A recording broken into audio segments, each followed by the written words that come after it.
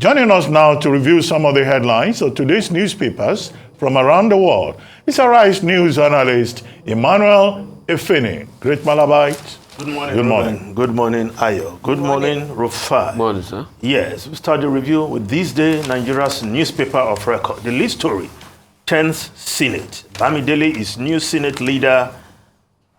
Mwadkwon leads minority. Ndume Umahi, others emerge principal officers. PDP alone can't determine minority leader, says new leader. Kebbi senator declares process of emergence not transparent. APC National Working Committee has no hand in choices. Adamu explains. Yes, yesterday, other offices, the leadership of the National Assembly officers emerged yesterday. The Senate President announced that of the Senate, while the Speaker of the House of Representatives, Tajuddin Abbas, announced that of the House of Representatives. But all seem not to be well, because at the level of the political party, the APC, the majority party, there seem to be discordance. And other newspapers are looking at that angle. The Guardian newspaper, Tinubu Adamu's Cold War worsens as Akpabio Abbas appoint principal officers. Of course, other stories in the front page of the Guardian. Kanu and Chigraph panel probes Ganduje dollar clips. 1 billion naira fraud. Now, the other story there. Over 400 Kuje escapees yet to be captured 1 year after prison break. Now, the Vanguard newspaper, yes, the lead story, 10th National Assembly, APC disowns principal officers named by Akpabio Abbas as governors pledge loyalty to party leadership. Yes, the party, the National Working Committee, of course, the chairman there saying that they were not privy to the emergence of these names, especially on the APC side of those who emerged. Bamidele, Okpayami, Aliun Ndume, and Dave Umahi. Party saying at the National Working Committee level that they were not privy to this.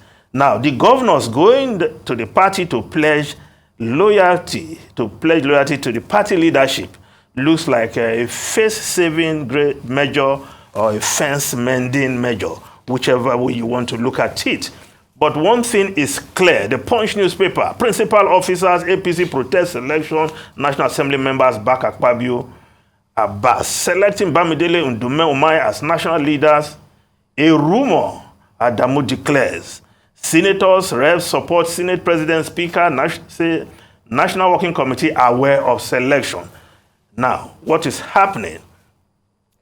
The leadership of the National Assembly, Senator, of course, Gospel Akpabio, Senate President, the Speaker of the House of Representatives, Tajuddin Abbas, of course, they were direct pick of the President. President Bola Ahmed Tinubu, and of course, we recall that Okpayami, Bamidele, Ndume were the foot soldiers that followed through, ensuring that Akpabio emerged. And now Akpabio has picked these senators as leaders. You don't need a soothsayer to tell you whether there's the voice of Esau or hand of Jacob here. I think the trajectory is clear. Tinubu's men are in charge in the National Assembly. Well, talking about the National Working Committee, one thing is clear. The schism, yes, one paper, yes, the Guardian newspaper called it Cold War between Adamu and Tinubu, but there's clearly a schism within the APC ranks.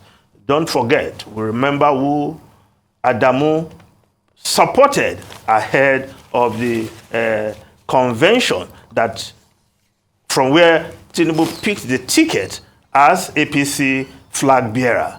Well, they were able to pull together to prosecute the election, and the APC declared winner. But that schism is there, and the Guardian aptly called it a Cold War. How that war will end, well, I think it will unfold in the fullness of time. Now, the Nation newspaper, presidency governors back Bamidele Ndume Umai. But the story above the masthead of the Nation newspaper, Zulum buys 80 luxury buses to ease transport costs. Now, the governor of Borno State, Babagana Zulum, has done something other governors should emulate. They don't have to wait for the federal government to provide or produce all the palliative. This is a demonstration because the governor has provided 80 buses as well as pickups, 80 buses, 30 pickups for farmers to go to their farm, transportation free.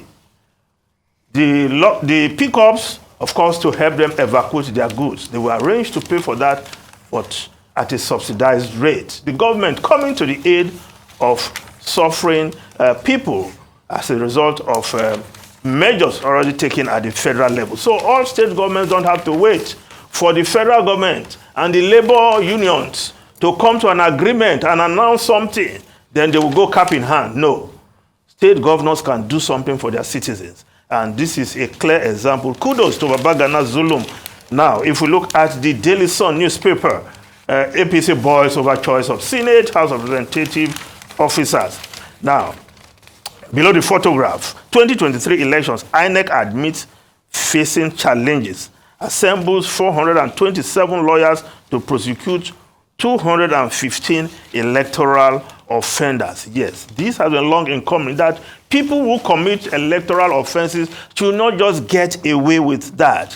When people are not punished, of course, impunity becomes the order of the day and people can repeat that next time around. But we'll see how many people will go to jail for committing electoral offenses.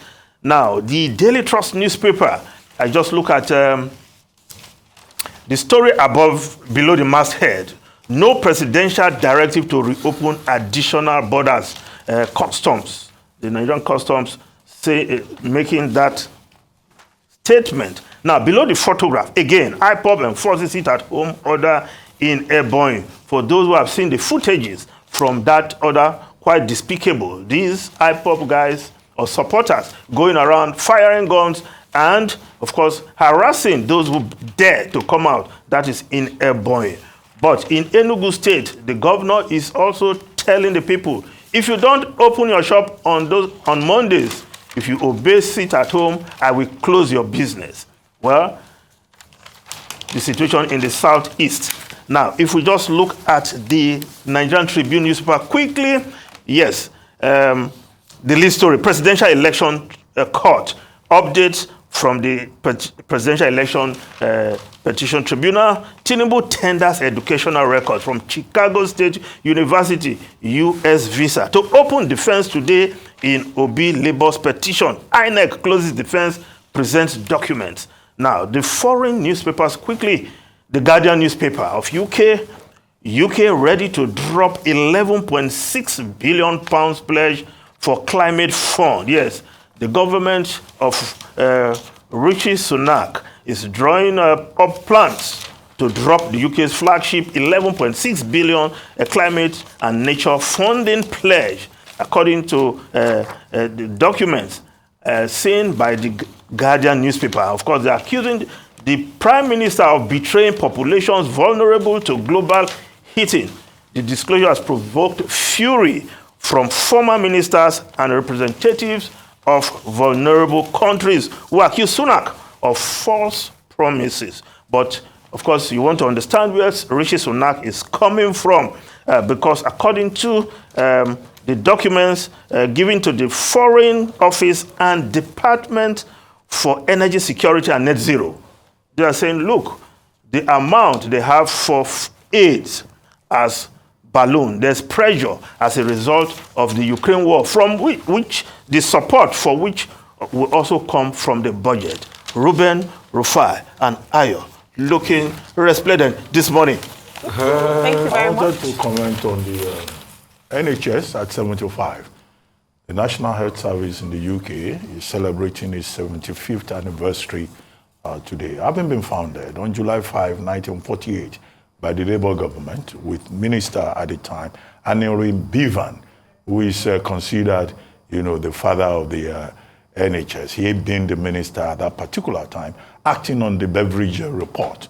But I think two things are important about the NHS. The first thing is the principle.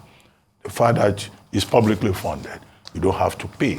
And, it's not about ability to pay. It's about the clinical service need, that you require to create opportunity for everybody to have access to public health at affordable cost as part of the welfareist principle promoted, over the years, even by the post-World War II governments in the United Kingdom.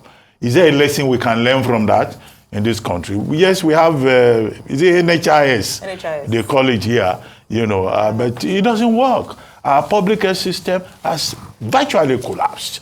Only the other day, God bless his soul, Jerry Okorodudu, Olympian, the private hospital refused to release his costs because it was said that the family was owing 600,000 naira. That's the kind of situation in which we have found ourselves. However, the NHS is not perfect.